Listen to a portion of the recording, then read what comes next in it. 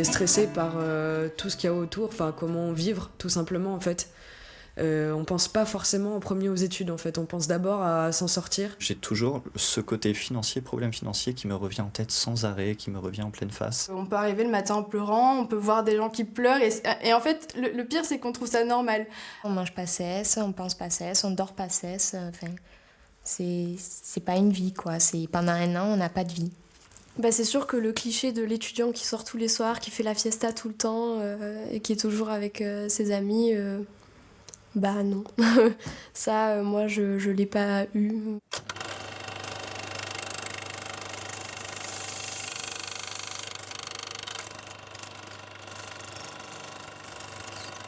Aldric a 23 ans. Il loue son appartement en colocation sur Montpellier. Après 5 ans à la faculté, il est toujours en 2e année de cinéma. Je prends un film qui existe déjà et je le gratte, je le peins pour en faire autre chose. Je veux faire du cinéma, vraiment. C'est une découverte, c'est une passion, c'est une aventure le cinéma. Je pensais qu'en 3 ans j'aurais ma licence et qu'après la licence je partirais dans un autre pays avec une caméra et que je ferais des documentaires. Je n'avais pas du tout pensé à la nourriture. Je n'avais jamais connu la faim, je n'avais jamais connu le manque de matériel, ni le souci de se loger, car se loger est vraiment difficile. Et non, ma vie d'étudiante, je ne l'imaginais pas comme ça, je l'imaginais totalement autrement. Aldric n'est pas une exception.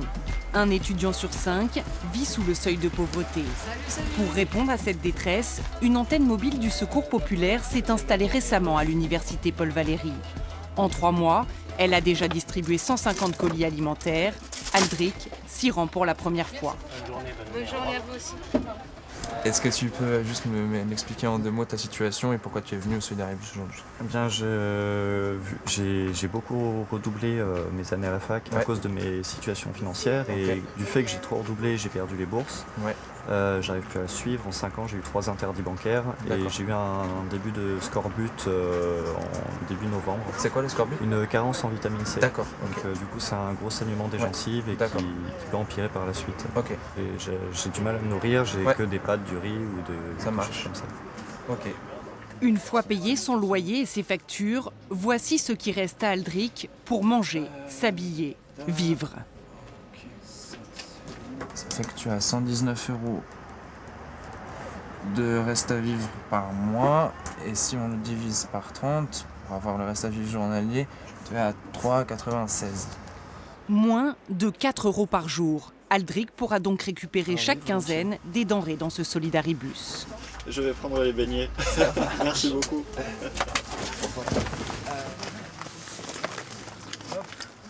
Un petit peu de sérénité de gagner. Ça fait du bien. Valentine est aussi bénéficiaire du Solidaribus. Elle a 20 ans, elle est en licence d'archéologie. Je travaille souvent à la bibliothèque parce que c'est compliqué au squat puisque maintenant il n'y a plus d'électricité et qu'on n'a plus de salle informatique, on ne peut plus avoir un accès à Internet, ce qui est indispensable en fait quand on est étudiant.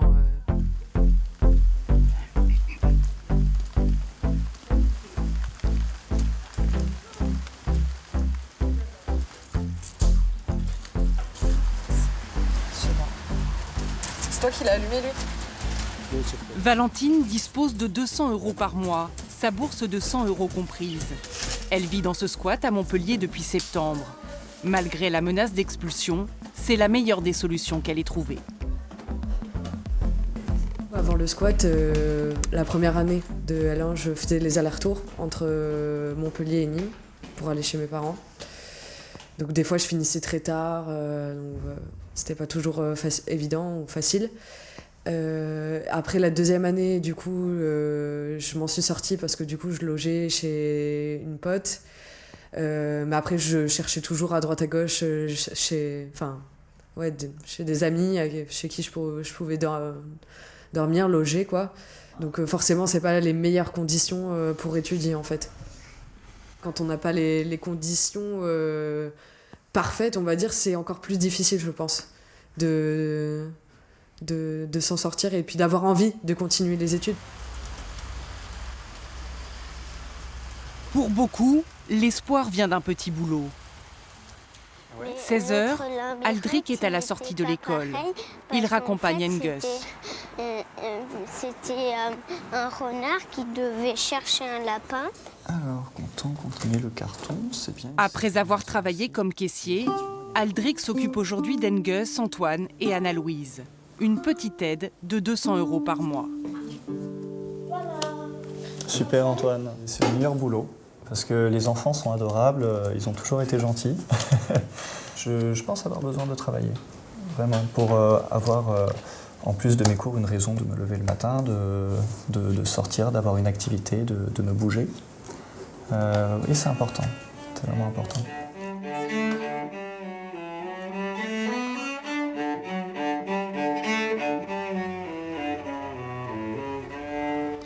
Mathilde est en 4e année de psychologie. Mais elle s'était d'abord inscrite à la faculté de droit.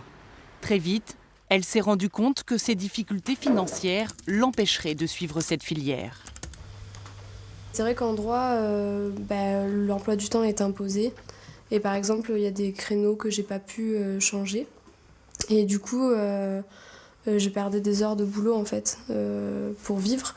Alors j'étais allée voir les personnes concernées par des changements d'emploi du temps. Et c'est vrai que en gros, on m'avait dit que si la faculté n'était pas ma priorité, je pouvais partir. Donc, je leur ai dit qu'en fait, je travaillais pour mes études, donc c'était ma priorité, mais que j'avais un boulot à côté. Et on m'a dit, y en a qui ont de la chance, il y en a qui n'en ont pas, et toi, t'en as pas, et tu feras avec. J'ai trouvé ça injuste, en fait. J'avais l'impression que j'y avais pas forcément ma place. Mathilde ne regrette pas sa réorientation en psychologie, mais mener de front court et travail alimentaire pèse toujours sur son quotidien. Non, des fois on souffle pas, puis en plus c'est des gros rythmes parce que c'est des journées qui commencent à 8h le matin à la fac, qui finissent selon le métier la nuit ou tard le soir, donc après il faut rentrer, faut se relever le matin. J'ai loupé des cours parce que j'étais trop fatiguée. Parce que j'arrivais pas à me lever en fait le matin.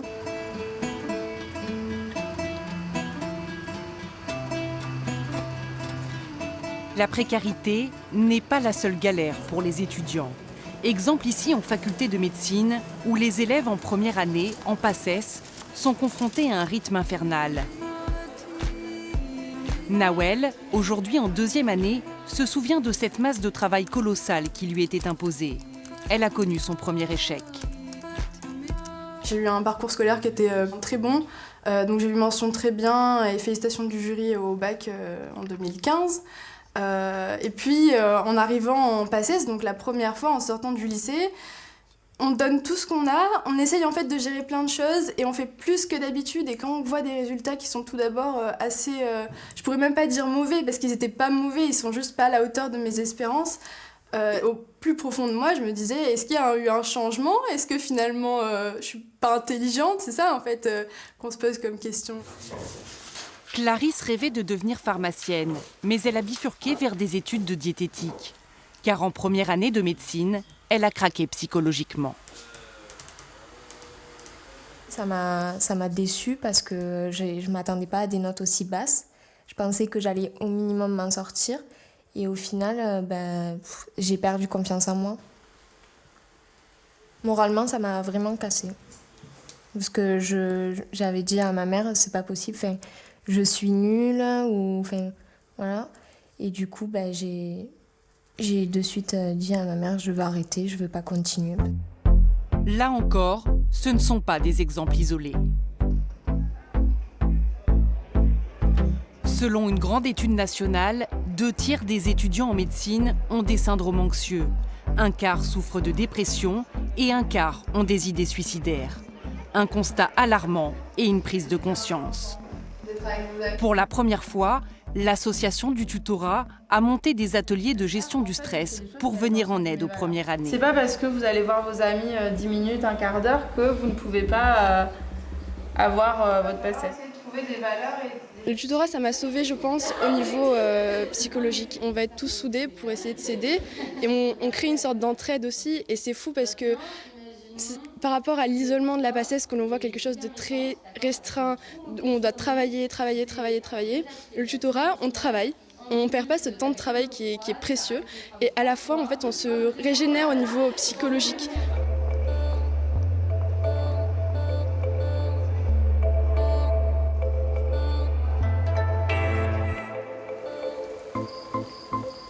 Qu'ils soient confrontés à la pression des études, à leurs soucis financiers, à la difficulté de concilier scolarité et travail, ils persévèrent au quotidien et leur volonté de réussir est d'autant plus exemplaire, car ils mènent une vie pleine de sacrifices et risquent l'isolement.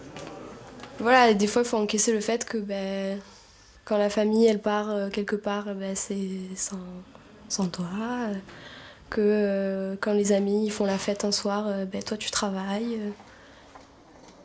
Pour ma part, c'est vrai qu'il y a des fois où franchement j'avais envie de tout lâcher en fait, parce que des fois c'est dur, on a juste envie d'arrêter, de mettre sur pause un petit moment. La plupart du temps, quand les amis m'invitent à une soirée, j'essaye de décliner en disant je suis fatigué ou je dois réviser, je trouve toujours une excuse. Des fois, j'ai vraiment envie de sortir, et alors là, soit je vais au bar et je prends un verre d'eau, rien d'autre, mais au moins je passe du temps avec mes amis. Soit je leur dis tout simplement j'ai pas d'argent. Malgré leurs galères, tous veulent s'accrocher, avec la perspective de se construire un avenir meilleur.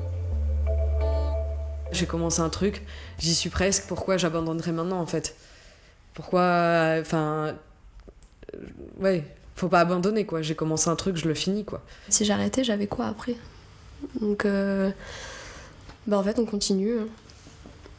Après voilà, moi j'aime mes études, donc je pense que ça m'a aidée aussi. Après avec du recul, je sais que c'était dur, que j'ai dû mettre plein de choses de côté et faire beaucoup de sacrifices. Mais voilà, c'était... oui, il y a des répercussions, mais ça en vaut la peine d'un côté. Aldric s'accorde souvent des moments de détente au musée Fabre de Montpellier, gratuits pour les étudiants. Pendant son cursus de cinéma, il devait travailler sur un tableau. Mais il n'a pas été en mesure de suivre ses cours. Il a dû redoubler sa 2e année. Un souvenir difficile, mais rempli d'optimisme. Quand je viens au musée Fabre, j'aime beaucoup venir dans cette salle et regarder le tableau de Sainte Apolline, parce que ça me rappelle un projet de fac que j'ai dû abandonner à cause de mes problèmes financiers, et j'étais trop concentré du coup sur une recherche d'emploi et comment trouver de l'argent pour me nourrir. Et par conséquent, j'ai abandonné ce projet, j'ai abandonné certains cours de la fac. Et j'aime venir ici pour me souvenir de mon échec et de me dire qu'il ne faut plus recommencer, qu'il faut s'accrocher, et vraiment que mes cours pourront m'aider à me sortir de ma situation.